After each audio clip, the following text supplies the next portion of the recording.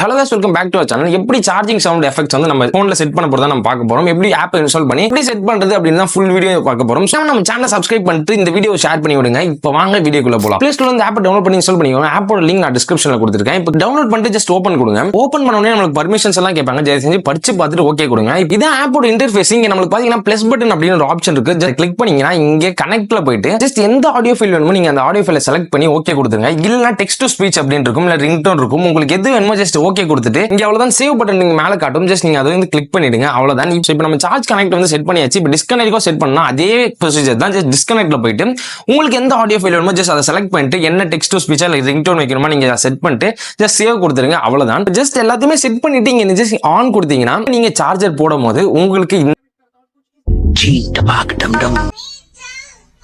இந்த மாதிரி sound effects வந்து ஷோ ஆகும். உங்களுக்கு இந்த வீடியோ பிடிச்சிருந்தா நீங்க பிடிச்சதை நம்ம சேனலை சப்ஸ்கிரைப் பண்ணிட்டு இந்த வீடியோ ஷேர் பண்ணுங்க. உங்களுக்கு எந்த கொரிஸ் இருந்தாலும் கமெண்ட் செக்ஷன்ல டைப் பண்ணுங்க. நான் உங்களுக்கு ரிப்ளை பண்றேன்.